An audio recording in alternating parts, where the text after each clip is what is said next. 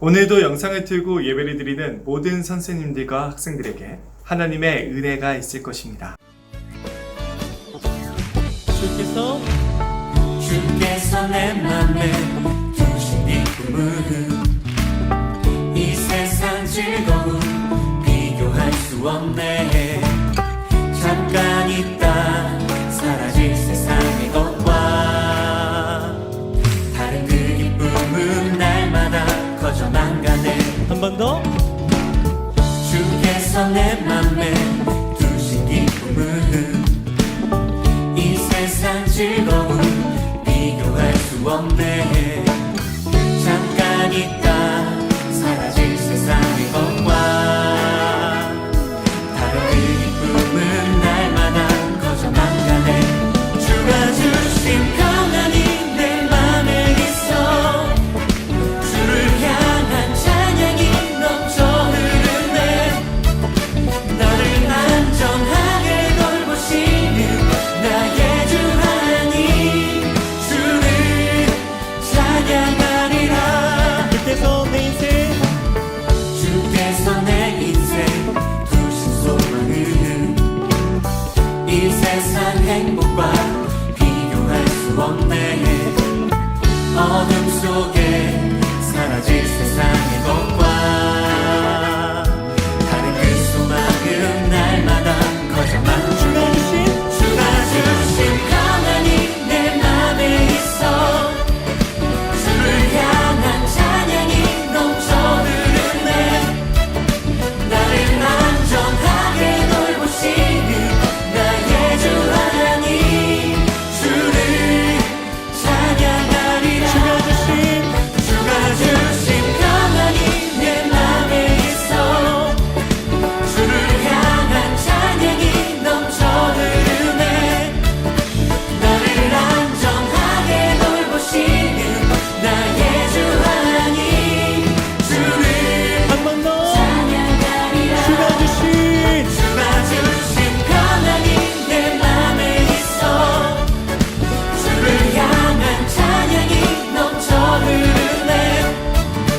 나를 안전하게 돌보시는 나의 주 하나님, 주를 찬양하리라. 사도신경함으로 2021년 7월 18일 낙원교회 중고등부 주일 예배를 시작합니다.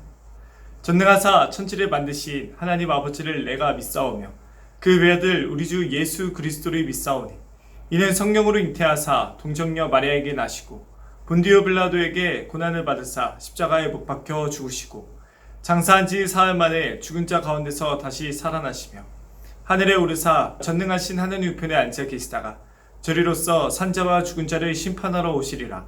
성령을 믿사오며 거룩한 공예와 성도가 서로 교통하는 것과 죄를 사하여 주시는 것과 몸이 다시 사는 것과 영원히 사는 것을 믿사옵나이다. 아멘. 제가 예배를 대표해 기도하겠습니다. 하나님 아버지, 사랑하는 친구들과 함께 영상 예배로 모였습니다. 코로나로 인하여서 저희가 비록 비대면으로 예배 드리는 시간이지만 하나님, 저희가 하나님 앞에 모여서 함께 예배하고 있다는 것 기억하게 하시고 오늘도 하나님께서 저희에게 말씀하시고 저희를 영원한 복으로 이끄신다는 것 기억하며 나아갈 수 있는 귀한 시간 될 수 있도록 인도해 주세요. 우리 사랑하는 친구들의 모든 삶을 인도하시되 하나님의 자녀로서 저희가 살지 못했던 모든 것들 용서하시고 이 말씀을 통하여 오늘 하루도 하나님의 자녀로서 살아가며 이 세상의 소금과 빛이 될 수 있도록 인도해 주세요. 이 시간 하나님께 모두 맡겨드립니다. 예수 그리스도의 이름으로 기도합니다. 아멘.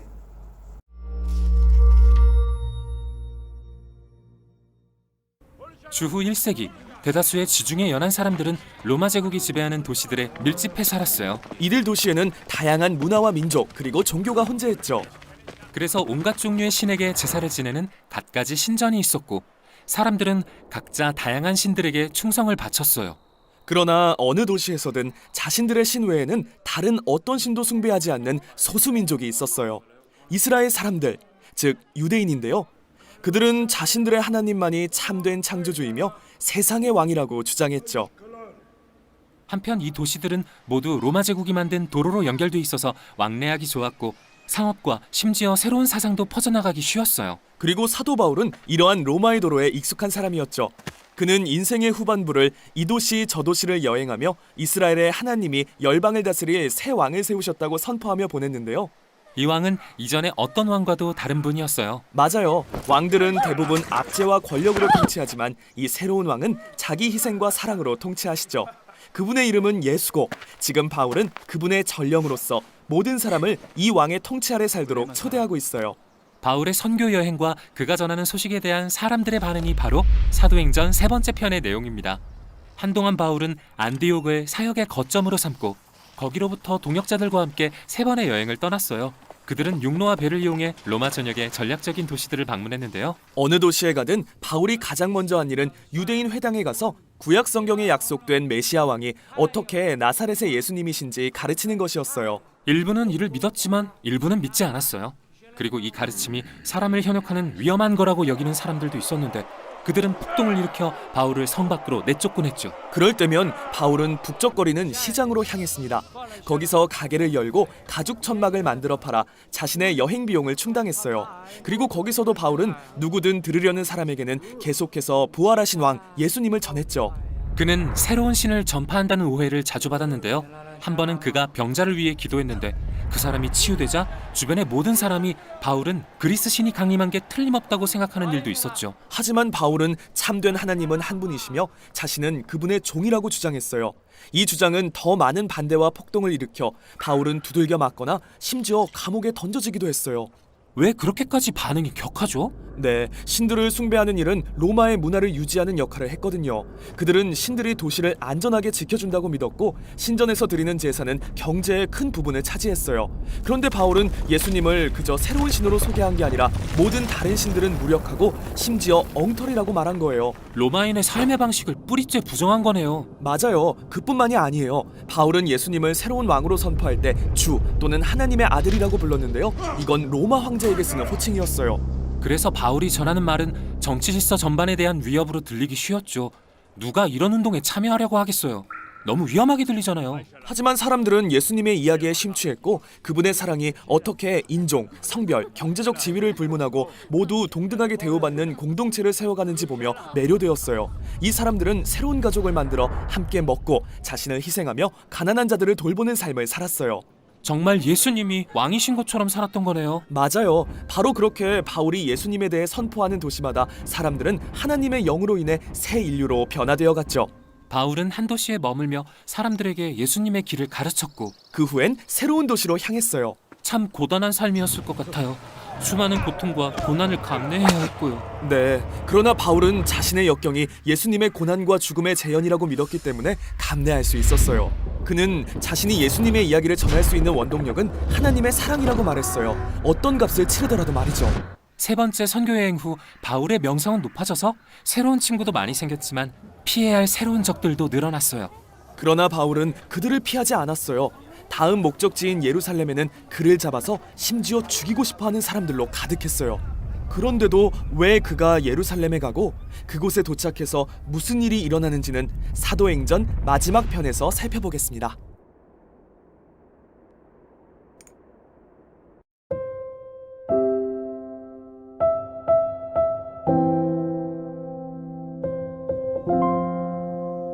오늘 하나님께서 우리에게 주시는 말씀은 사도행전 16장 16절에서 34절 말씀입니다.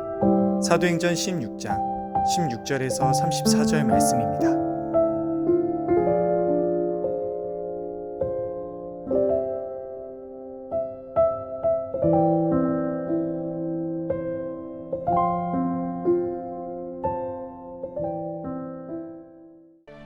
우리가 기도하는 곳에 가다가 점치는 귀신 들린 여종 하나를 만나니 점으로 그 주인들에게 큰 이익을 주는 자라. 그가 바울과 우리를 따라와 소리질러 이르되 이 사람들은 지극히 높은 하나님의 종으로서 구원의 길을 너희에게 전하는 자라.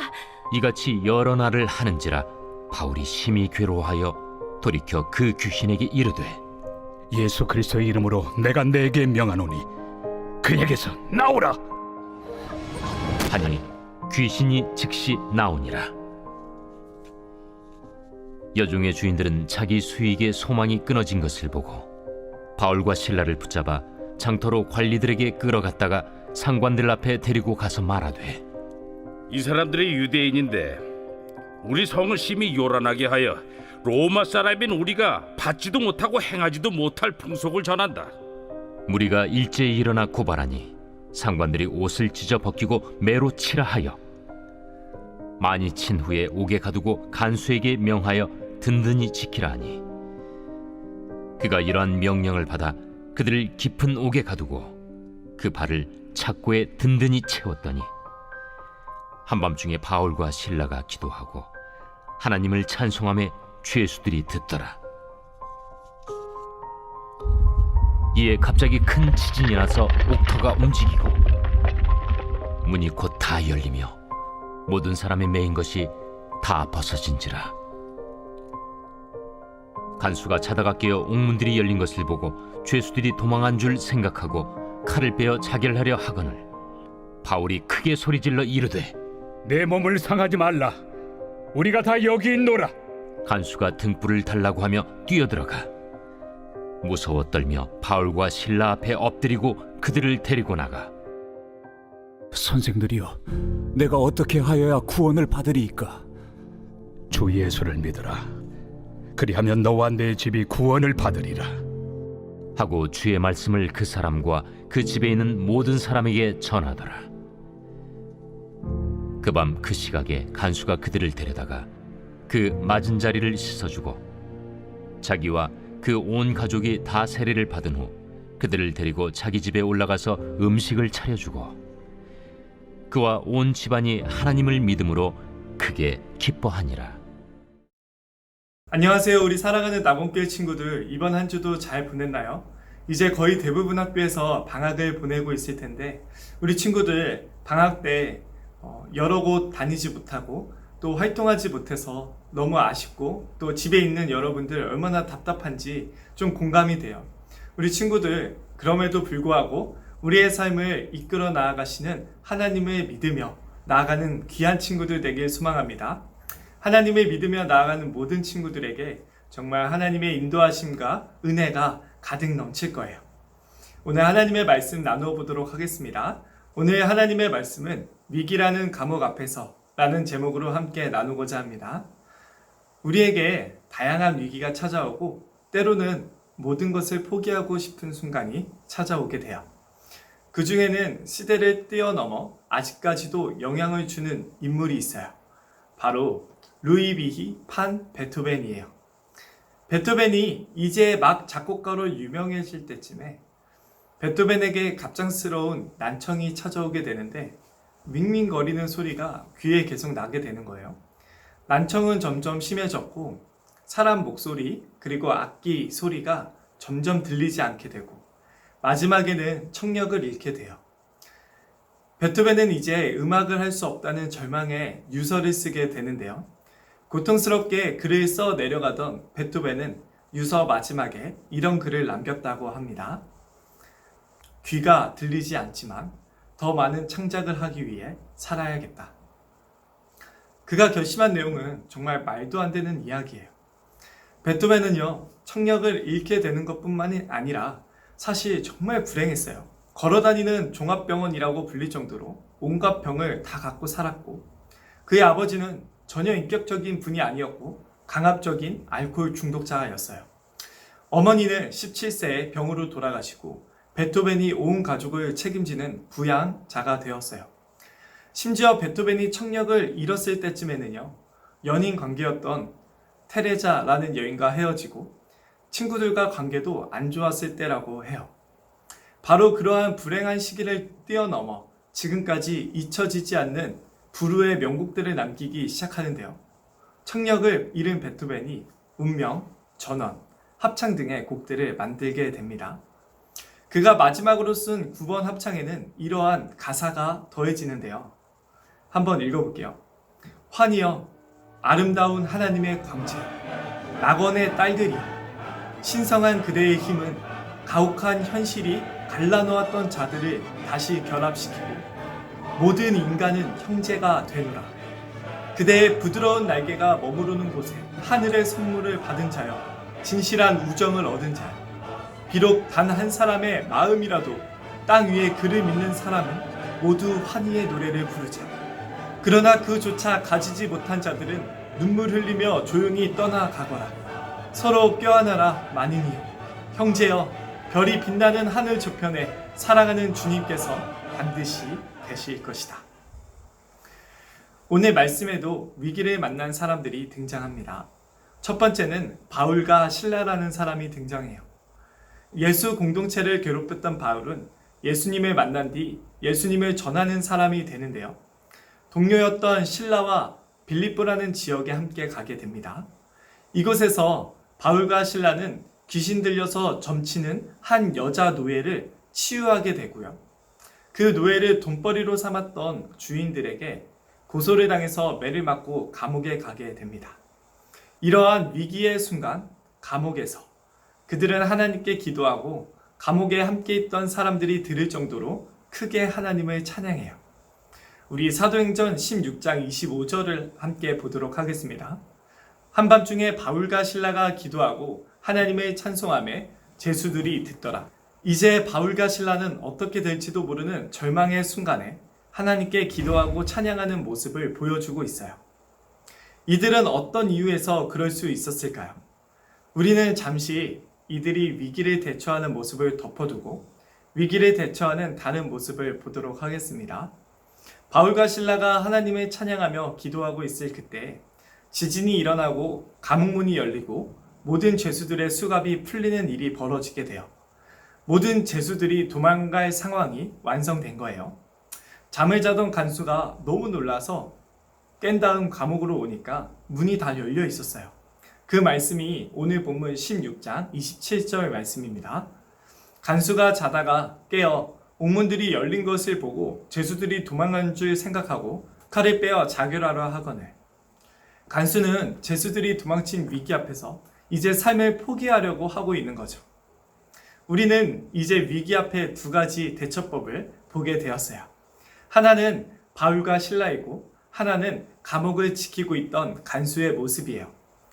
간수보다 더 힘들었어야 하는 사람들은 오히려 감옥에 갇힌 바울과 실라였는데 그들은 오히려 하나님께 기도하고 하나님을 찬양하고, 다른 한편 간수는 삶을 포기하려고 하고 있어요. 이 둘의 차이 어디서 오는 걸까요? 더 보도록 할게요. 간수가 자살하려는 순간 28절에 바울이 말합니다. 바울이 크게 소리질러 이르되 내 몸을 상하지 말라. 우리가 다 여기 있노라 하니. 그러자 간수가 자살하려던 일을 멈추고 바울에게 갑니다. 29절 30절.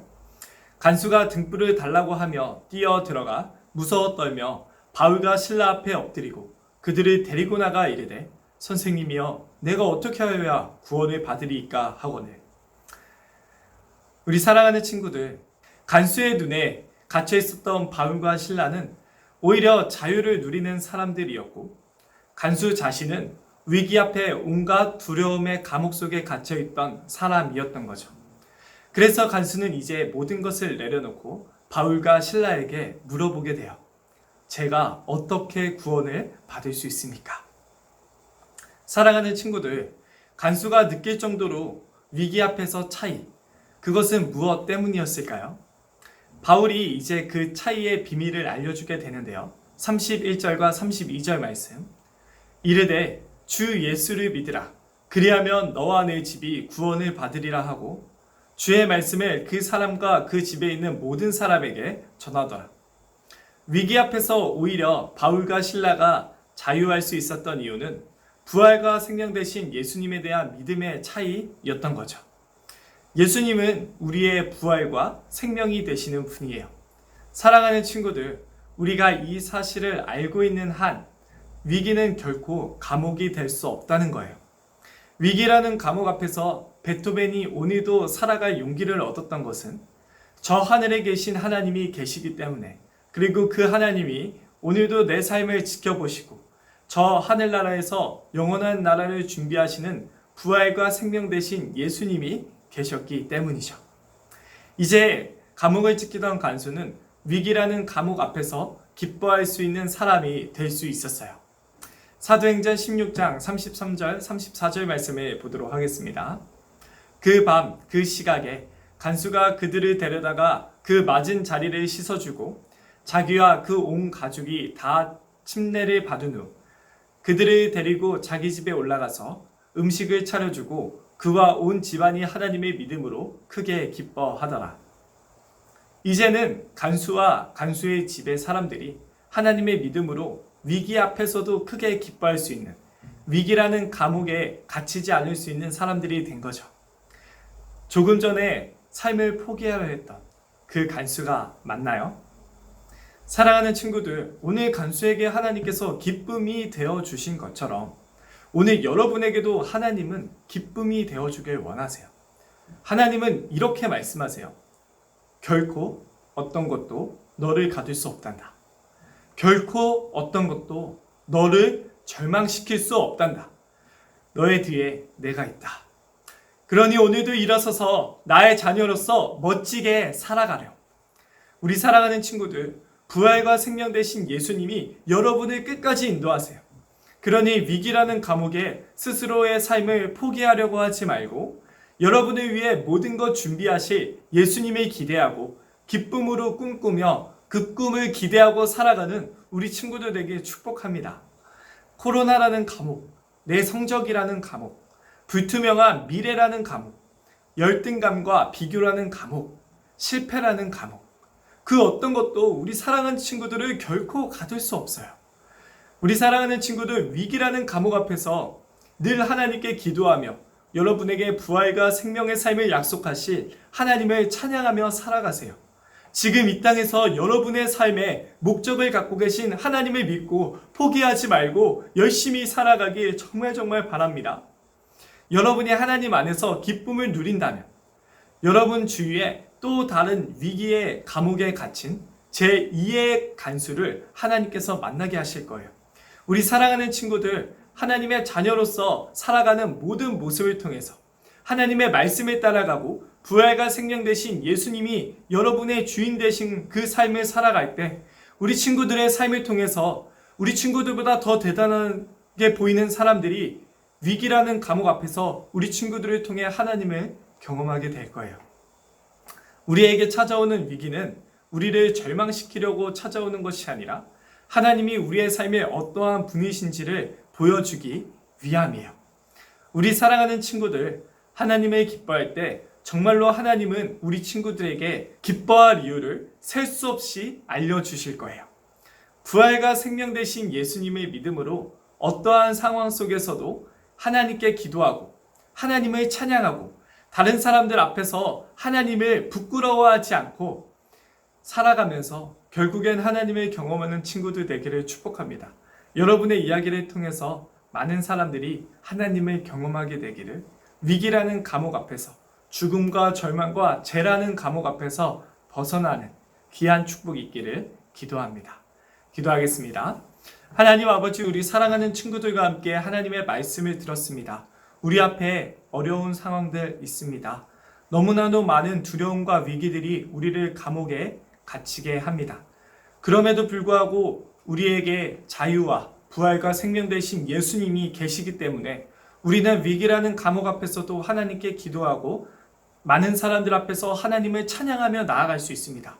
우리 사랑하는 친구들이 하나님을 기뻐하는 그 귀한 모습을 통해서 많은 사람들은 하나님의 일들을 경험하고 위기라는 감옥 앞에서 하나님을 만나고 모든 삶을 하나님이 주시는 기쁨으로 채워나갈 수 있을 것입니다.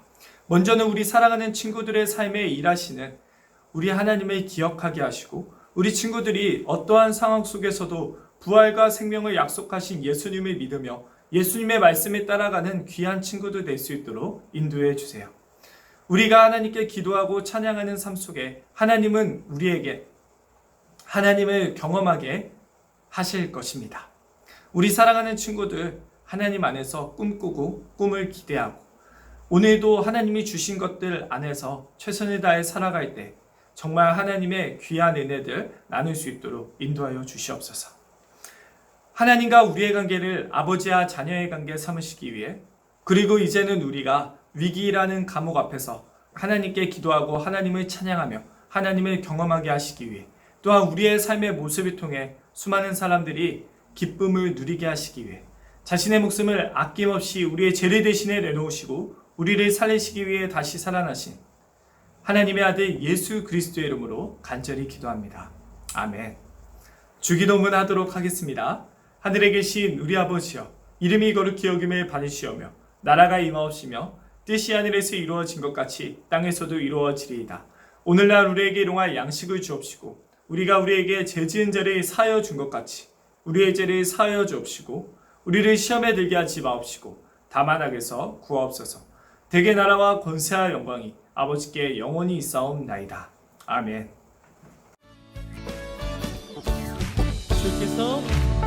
주께서 내 맘에 두신 이 꿈은 이 세상 즐거움 비교할 수 없네. 잠깐 있다 사라질 세상의 것과 다른 그 기쁨은 날마다 커져만 가네. 한 번 더. 주께서 내 맘에 두신 기쁨은 이 세상 즐거움 비교할 수 없네.